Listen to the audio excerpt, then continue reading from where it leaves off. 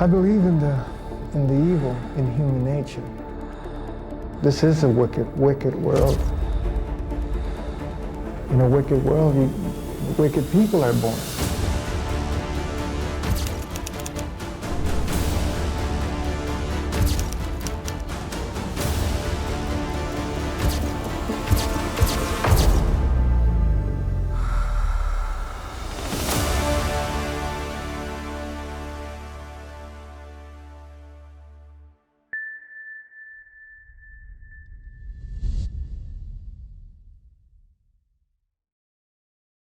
Одним из самых страшных серийных убийц в истории Советского Союза является ставропольский маньяк-педофил Анатолий Сливко. Необычность и чудовищность этого преступника заключается в том, что он является самым титулованным, образцово-показательным гражданином из всех известных индивидуумов с таким отклонением. Также можно сказать, что Сливко – самый социально адаптированный и отечественный серийный убийца. Списком его заслуг и достижений можно залюбоваться. Он был ударником коммунистического труда, членом КПСС, носил звание заслуженного учителя РСФСР, был депутатом городского совета народных депутатов. Про него много раз писали в «Пионерской правде», было не меньше 20 радиопередач по всесоюзному радио, бесчисленное количество почетных грамот и наград. Никто не мог предположить, что педагог Анатолий Сливко окажется маньяком-педофилом и будет совершать преступления на протяжении 20 лет. Детство и юность. Анатолий Емельянович Сливко родился 28 декабря 1938 года в дагестанском городе Избербаш. Анатолий жил вместе с отцом, матерью и старшим братом Андреем. При этом его родители постоянно ругались. Их ссоры начались еще до рождения младшего сына. После очередного скандала мать Сливко, еще будучи беременна им, попыталась спровоцировать выкидыш. В итоге у женщины произошли преждевременные роды, но врачам удалось спасти жизнь ребенка. Новорожденный получил родовую травму, был задушен пуповиной. Последствия этой травмы в дальнейшем отрицательно сказались на Сливко. Всю жизнь он страдал от головных болей, а в подростковом возрасте у него возникли особенности личности, которые психиатры называют эпилептоидной или органической психопатией. У таких людей вязкая психика, они склонны надолго застревать на каком-то травмирующем событии. В детстве Сливко был болезненным и слабым, страдал бессонницей, отсутствием аппетита, стеснялся своей внешности, неуклюжести, избегал шумных игр со сверстниками и спортивных занятий. Еще школьником увлекся выращиванием кроликов, охотно умерщвлял и разделывал их. Хотя нередко при виде крови или отрезанных рыбьих голов, как утверждали родственники, Сливко бледнел и падал в обморок. Одно из самых ярких детских воспоминаний Сливко пришлось на годы войны. В 1942 году, когда Анатолию было всего 4 года, фашист на его глазах убил маленького мальчика, который пытался защитить от пули своего пса. Позже Сливко признается, что сам момент казни ребенка он не помнит. Зато ему в память навсегда врезался эпизод, как фашист вытер кровь со своих черных, начищенных до блеска сапог, а тело убитого им ребенка. Рассказывает следователь по делу Анатолия Сливко. Внешняя биография Анатолия Сливко выглядела благополучно и даже респектабельно. Он пользовался беспрекословным авторитетом у пионеров и вызывал уважение самоотверженным трудом у родителей. Опасные наклонности. После окончания школы Анатолий Сливко пошел в армию, местом его службы стал Дальний Восток. В это время родители Сливко переехали на Ставрополье в город Невинномысск, куда почти сразу после демобилизации прибыл и их сын. В новом городе он освоился быстро, окончил химико-технологический техникум и устроился оператором на местный азотно-туковый завод. Работал он самоотверженно, перевыполнял план, вскоре стал ударником коммунистического труда. Из дневника Сливко. Невинномысск, 1 мая 1963 года. Устроился на комбинат «Азот». С девушками отношения не складываются, в обществе сверстников неинтересно. Меня тянет к детям. Выступал в школах с рассказами о природе Дальнего Востока. Потом пошел пионер-вожатым в 15-ю школу, где раньше учился сам. Я находил успокоение среди детей. Я учил их добру и любил искренне. Но я находился словно в двух мирах. Реальный казался тусклым, а где я вижу мучения детей — ярким и захватывающим. Правда, мечтал Сливко о совсем другой карьере. Он хотел работать с детьми, при этом двигали им отнюдь неблагородные мотивы. Еще в 1961 году, находясь на Дальнем Востоке, 23-летний Анатолий стал свидетелем страшной картины. В толпу гуляющих пионеров врезался пьяный мужчина на мотоцикле, который не справился с управлением. Несколько подростков получили ранения, а один из них погиб на месте. Вид окровавленного тела подростка в черных начищенных ботинках и с пионерским галстуком на шее внезапно вызвал у Сливко сексуальное возбуждение, и это шокировало его. Из воспоминаний Сливко. «В армии я командовал подразделением. Там меня приняли кандидатом в партию, а при увольнении подарили кинокамеру. Больше всего мне нравилось снимать пионеров, именно мальчиков. Я был потрясен и напуган открытием, что я не такой, как все. В конце 61-го я решил уехать к родителям в Невинномысск, подальше от места аварии, надеясь разорвать связь. Но моя жуткая тяга приехала вместе со мной». Романтик и Чергит.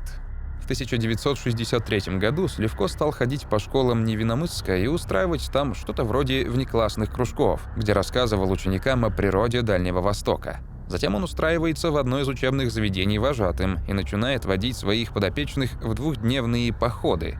На заводе его воспитательные порывы поощряют и даже разрешают пропускать смены. В 1966 году власти выделили Сливко небольшое помещение для его турклуба «Романтик».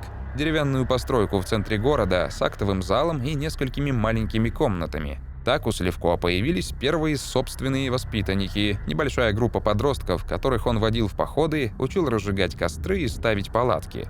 Своим ученикам молодой преподаватель много рассказывал об окружающей среде и преподавал им азы выживания в дикой природе. Сливко не сильно выделялся на фоне воспитанников своего клуба и даже просил называть себя не Анатолием Емельяновичем, а Толиком. Был он невысокого роста, худощавый, но с крепкими мускулистыми руками, одетый вечно в клетчатую рубашку и потертые брюки. При себе всегда имел планшет для бумаг. У него были светло-голубые, немного выпуклые глаза. Из-за формы глаз казалось, что он глядит более пристально и внимательно, чем это было в действительности. Глядел он не моргая, холодным, безэмоциональным взглядом, когда не шутил. Трудно было понять, одобряет или порицает он своих воспитанников. В том же 1966-м в клубе «Романтик», где в начале своей громкой карьеры работал Сливко, произошел пожар. Власти города сразу же выделили успешному вожатому новое помещение, а будущий маньяк решил обновить и название тургруппы, изменил его на «Чергит» – через реки, горы и долины. Спустя годы эта аббревиатура станет известна всему Союзу. Молва о клубе быстро распространилась, и когда дети стали узнавать, что записывают всех желающих, независимо от отметок и поведения, в клуб потянулись многие из двух школ, расположенных в Невинномысске. Двор рядом с клубом был довольно большим, и вечером там стояли и общались подростки, девчонки и молодежь постарше. Сливко сумел вложить каждому в голову тезис о равенстве. Никто не мог никого упрекнуть в том, что он в школе хулиган или нытик, слабак или герой. Было ощущение братства. Старшие мальчишки важно протягивали руку каждому, здороваясь, о чем-то спрашивали, то есть не давали новичкам оказаться в вакууме. У Анатолия были неплохие организаторские способности, воля, чувство юмора и желание показать детям мир гор, красоту окружающей природы. Личная жизнь. Связывать себя узами брака Сливко не спешил. Противоположный пол его совершенно не интересовал. Он понял это еще во время службы в армии. Сослуживцы часто обсуждали девушек, но сам Анатолий оставался к таким беседам абсолютно равнодушен. Из дневника Сливко. Женщины. Видимо, мои странности связаны с моим половым развитием. В 60-м, во время службы на Дальнем Востоке, я заметил, что все разговоры сослуживцев о женщинах не вызывают во мне никаких чувств. Я тогда, правда, переписывался с одноклассницей. Когда я вернулся, то узнал, что она делала аборт и порвал с ней. Другая, забеременев от меня, грозилась обратиться к командованию, если я на ней не женюсь. Все это у меня вызывало отвращение к женщинам. Однако, чтобы не выделяться на фоне своих товарищей, Сливко все же завел отношения с девушкой, жившей неподалеку от его части. Правда, это принесло ему лишь раздражение и разочарование. Избранница вскоре заявила о своей беременности и, угрожая рассказать об их связи командованию части, потребовала скорейшей женитьбы. Но Сливко шантаж не испугал, он просто прекратил общение со своей любовницей. Одновременно с этим романом молодой солдат переписывался с одноклассницей, с которой встречался еще в школе. Та даже дожидалась его демобилизации, но сразу после встречи с девушкой Сливко решил разорвать и эти отношения. Его шокировали откровения старой знакомой насчет сделанного ею аборта. После этого Анатолий начал сторониться женщин, но тут в его личную жизнь вмешалась мать, обеспокоенная одиночеством сына, и чтобы не расстраивать ее, он решил жениться. Будущая жена Сливко, Людмила, трудилась на том же химическом заводе, что и он. К моменту начала их отношений Анатолию исполнилось 29 лет. После недолгих ухаживаний Сливко сделал Людмиле предложение, которое та с радостью приняла. В 1967 году Людмила и Анатолий расписались, но уже в первую брачную ночь выяснилось, что у Сливко явные проблемы в сексуальном плане. Как объект страсти Людмила его совершенно не интересовала. Как говорил сам Сливко, с женой Людмилой познакомился на работе. Сильных чувств не испытывал, до женитьбы ее не трогал и не пытался, и даже не целовал. Жена говорила мне потом, что расценила это мое поведение как эталон скромности и только по этой причине вышла за меня замуж. Она была моей первой и единственной женщиной, однако вступить в половую связь с ней после регистрации брака я не смог. Я пытался это сделать, но ничего не получалось, несмотря на искреннее мое желание и обязательства перед женой. Тем не менее, к жене он относился с большим уважением и никогда ее не обижал. По поводу проблем в интимной жизни Сливко обращался к врачу, но доктор лишь отмахнулся и посоветовал больше отдыхать. А когда присутствовавшая на приеме медсестра стала хихикать, пациент сильно смутился и решил не продолжать рассказ о своих проблемах. Людмила Сливко вспоминала: «За годы совместной жизни я сильно страдала от половой неудовлетворенности. Я считаю, что муж был в отношении ко мне жесток. Дома никогда ни в чем не помогал».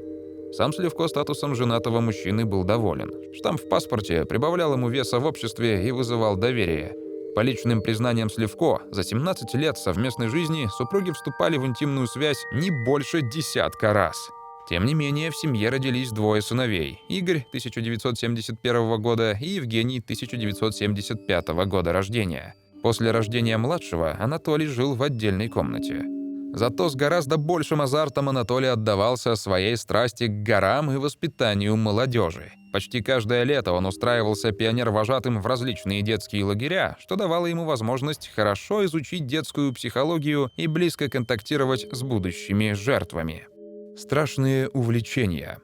Сливко очень увлекается съемками. Кинокамеру «Кварц» ему подарили в армии за успешную службу. Сначала Анатолий фиксировал на нее все подряд и учил детей обращению с ней. А потом Сливко решил поставить камеру на службу своим порокам и снимать на нее подобие так взволновавшего его инцидента со смертью пионера. Причем актерами в его страшных постановках должны были стать участники турклуба «Чиргит».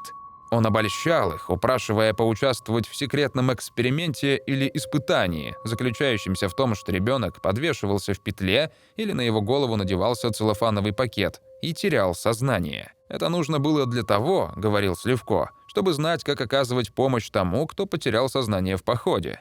В общем, Сливко говорил мальчику, что, идя на эксперимент, тот совершает подвиг и оказывает неоценимую помощь науке. Другим детям Сливко рассказывал, что пишет книгу про Великую Отечественную войну, и ему для иллюстрации нужен снимок момента, когда фашисты вешают помогавшего партизанам пионера. Еще одной легендой маньяка были якобы съемки художественного фильма с тем же сюжетом. Эта выдумка имела особый успех. Доверчивые школьники загорались желанием стать звездами экрана до такой степени, что на кинопробах их ничуть не пугала перспектива по-настоящему оказаться на виселице. С каждого согласившегося на эксперимент пионера его хитрый руководитель брал расписку о том, что участие в постановке является добровольным. Помогала поиску подопытных и система штрафов за проступки. Если ребенок получил штраф, Сливко шел навстречу, предлагал отработать участием в эксперименте. Некоторые из ребят шли на эксперимент, желая заработать. Сливко предлагал им от 10 до 25 рублей. Школьники писали под диктовку Сливко.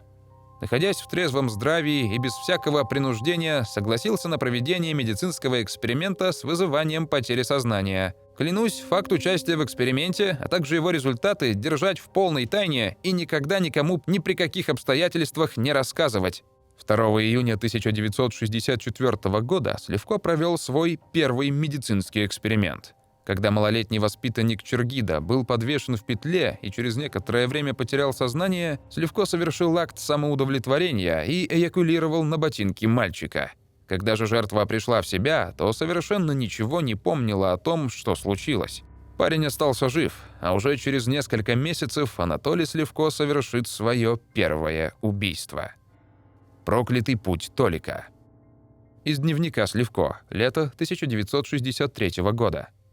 Случайно встретил Колю возле кинотеатра. Он плохо учился и плохо вел себя. Я смутно понял, что этот мальчик мне нужен. Я предложил пойти гулять, чтобы готовить игру. Он согласился. Я еще не думал, что и как с ним делать. В разговоре не чувствовал полового возбуждения, только холод и напряжение. Жертвой стал 15-летний Николай Добрышев, не отличавшийся примерным поведением. Сливко сказал ему, что пишет диссертацию о пределах человеческих возможностей, и уговорил участвовать его в научном эксперименте по проверке этих самых возможностей. Мальчик умер, задохнувшись в петле. Убийца пытался спасти его, делая искусственное дыхание и массаж сердца, но это оказалось бесполезно. Испугавшись, Сливко стал немедленно избавляться от трупа. Он разрубил его на несколько кусков и сбросил их в реку Кубань. Пленку, на которой было запечатлено убийство, он уничтожил, опасаясь, что ее кто-нибудь обнаружит. Погибший юноша был из неблагополучной семьи. Его мать даже не сразу заметила исчезновение сына. Разыскные мероприятия также ни к чему не привели. Между тем, до следующего убийства Сливко прошло почти 10 лет. Все эти годы маньяк продолжал душить и реанимировать своих жертв. Такие эксперименты он называл несмертельными. Вешал, удавливал веревкой или резиновым шлангом, надевал на голову противогаз или полиэтиленовый пакет и даже заставлял дышать эфиром для наркоза. Все это он непременно снимал на фото и кинопленку, вел записные книжки, что-то наподобие историй болезни, в которых фиксировал дату и время эксперимента, действия и внешний вид мальчика во время удушения, симптомы, наблюдавшиеся после того, как жертва приходила в себя, координация нарушена, речь невнятная и так далее. Это был настоящий конвейер. Всего же жертвами несмертельных опытов стали 42 мальчика.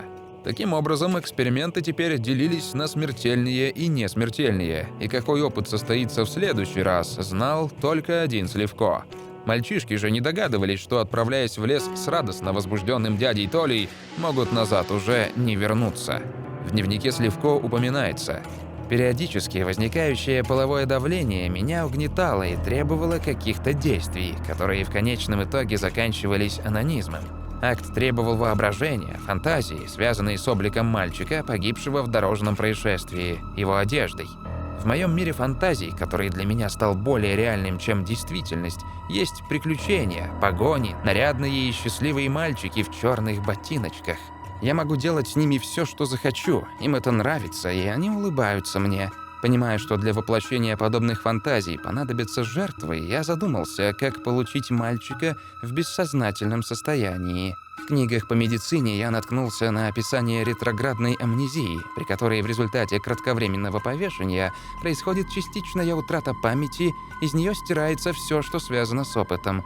Я решился на эксперимент. 14 ноября 1973 года в Невиномысске внезапно пропадает 15-летний Саша Несмеянов, воспитанник Чергида. Это убийство, как и последующие, Сливко совершил уже намеренно. Незадолго до исчезновения подросток стал отращивать волосы, что не осталось незамеченным учительницей в школе. Она обратилась к матери Саши и потребовала от нее постричь сына. Женщина поговорила с подростком в тот же вечер. Он доверился матери и рассказал, что готовится к съемкам фильма, но попросил держать это в тайне. Сашина мама объяснила в школе учительнице причину длинных волос сына, но педагог при всех посмеялась над ним.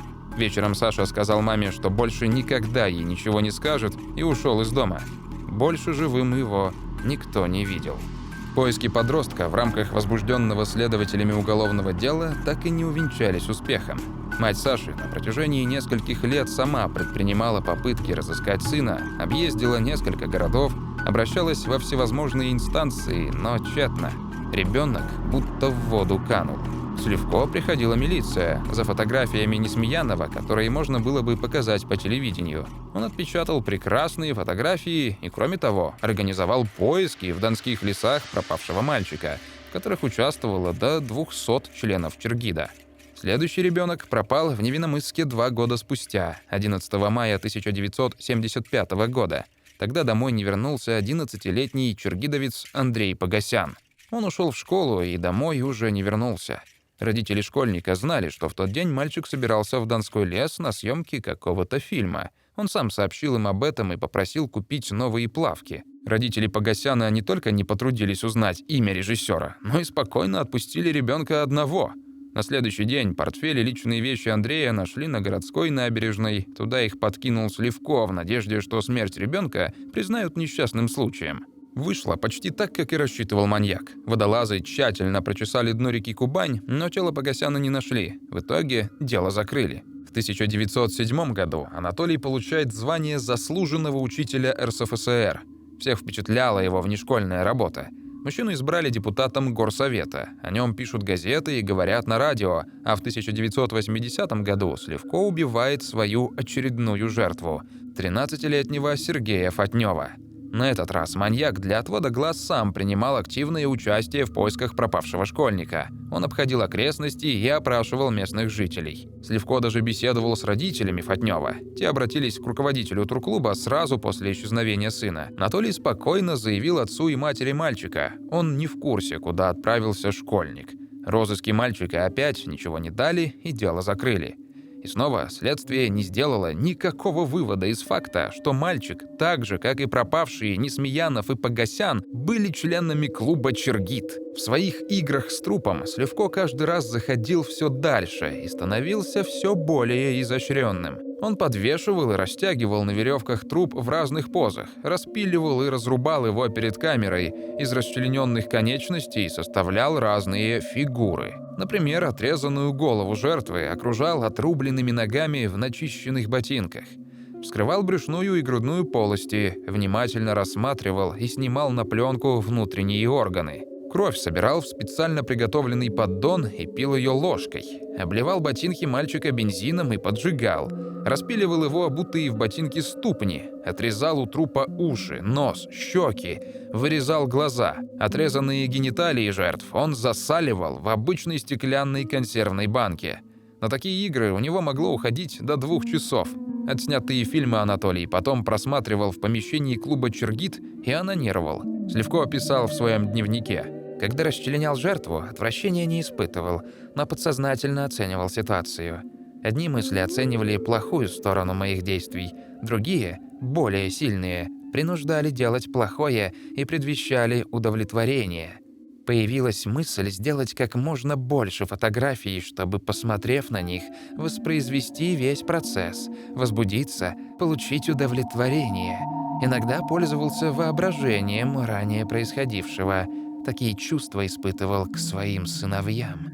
После этой истории маньяк продолжает убивать. В последующие годы от его рук погибло еще как минимум 2 мальчика, чьи смерти Сливко привычно зафиксировал при помощи видеокамеры. 23 июля 1985 года Сливко совершает свое последнее убийство. Жертвой стал 13-летний Сергей Павлов. В тот день в 7 часов утра мальчик ушел из своего дома по бульвару Мира, сказав родителям, что идет на рыбалку на реку Барсучки. Однако своей соседке Лидии Половинкиной он сказал, что идет на встречу с руководителем клуба «Чергит» Сливко, и что тот будет его фотографировать для иллюстрированного журнала. Но к вечеру Павлов не вернулся. Тогда Половинкина позвонила в Чергит и спросила Сливко, не видел ли он мальчика. Анатолий ответил, что не видел, а на следующий день уехал на Черное море с группой воспитанников, и следователю побеседовать с ним не удалось. Следствие и арест. 13 ноября 1985 года помощник прокурора города Тамара Лангуева официально принимает к производству дело о пропаже Павлова. Прежде всего, она обращает внимание на клуб «Чергит», который он посещал. Лангуева часами беседует с ребятами, пытаясь преодолеть их недоверие. И тут она впервые слышит об опытах, связанных с риском для жизни, о которых директор «Чергита» просил их не рассказывать никому. Наконец, ей удалось пообщаться с подростком Вячеславом Хвостиком, который сам участвовал в эксперименте. Вячеслав рассказывает, что Сливко подвешивал его в петле, после чего он потерял сознание и потом несколько дней был нездоров. Затем еще несколько мальчиков дали показания об участии в опытах Сливко. Прокурор города воспринял информацию об опасных опытах Сливко скептически, но подписал ордер на обыск в помещении Чергита и в квартире Сливко. Арест пришелся на день рождения Сливко, которому исполнилось 47 лет. Вечером 28 декабря 1985 года в клуб пришли милиционеры. Там шли занятия. Сливко с детьми готовил постановку к Новому году. При обыске в клубе обнаружили набор охотничьих ножей и походный топорик, мотки веревок, петли, сделанные из кусков резинового шланга, и распиленные детские ботинки. Когда оперативники надели на задержанного наручники, он был страшно возмущен и напомнил им, что те схватили депутата Невинномысского горсовета, ударника труда и мастера спорта по горному туризму. Сливко грозил оперативникам своими связями в горкоме и бросил им фразу: «Вы пожалеете об этом». Правда, на обыске Сливко быстро сник, когда увидел, как один из оперативников направился к комнате с надписью «Щитовая». Подозреваемый попытался было заявить, что заходить туда опасно, да и ключей от подсобки у него нет. За дверью находилась фотолаборатория, где обнаружили кипы шокирующих фотоснимков, на которых были изображены связанные и расчлененные дети. Нашли сотни метров кинопленки с запечатленными на ней сценами пыток, убийств и расчленения детей. У одного из детей, присутствовавших при его аресте, случилась истерика, когда дядю Толю забрали в милицию. Настолько большим уважением и любовью он пользовался у воспитанников. Кроме того, были найдены записные книжки и дневник Сливко, который он вел на протяжении многих лет, и в котором он подробно описывал убийства и свои переживания, с ними связанные. Жертвами Сливко оказывались мальчики, и наиболее притягательными в его глазах были их черные блестящие туфли. Красный пионерский галстук также стал его фетишем, но Сливко утверждал, что его ни в коем случае нельзя подозревать в склонности к фашизму. Сливко отмечал, что каждый раз хотел повторения одной и той же картины, и он повторял все снова, обычно через месяц, иногда раньше. Сливко и признался, что фотографии, которые он делал после убийства и проявлял в своей фотолаборатории, удовлетворяли его не более чем на месяц. Он также подчеркнул, что до сих пор никогда не рассказывал о своих фантазиях, связанных с сыном, и лишь теперь, окончательно потеряв надежду, решил написать все как есть. На одном из допросов, где вместе с оперативно-следственной группой ему предстояло прокомментировать фильм собственного производства, Сливко, теряя твердость в голосе, попросил: «Я следствию доверяю, но хотел, чтобы как можно меньше народу присутствовало при просмотре. Мне страшно, что люди увидят». Следователь по делу Анатолия Сливко позже рассказал: «Признаюсь, получив видеопленку с копиями фильмов Сливко, не предполагал, что увижу такое. Не представлял, насколько дикое и гнетущее впечатление произведут эти жуткие документы. То, что снял Сливко, не под силу воспроизвести никаким автором никаких фильмов ужасов. Мертвая тишина, только цветная картинка на экране, и на ваших глазах в мучениях умирает ребенок». Причем садист, хладнокровно фиксирующий судороги агонизирующего мальчика, время от времени сам попадает в кадр. Он не просто снимает смерть, а сладострастно любуется ею. Вот на экране тело жертвы, одетое убийцей в пионерскую форму, уложено на белую простыню. Судороги все реже и реже. Следующий кадр – отчлененная голова в обрамлении отсеченных ног. Камера почти вплотную приближается к мертвому детскому лицу, искаженному, застывшей гримасой страданий и страха. Клуб «Чиргит» был моментально ликвидирован. Все его имущество было сожжено жителями близлежащих домов. Началась волна увольнений, лишений званий и должностей среди работников образовательной системы города.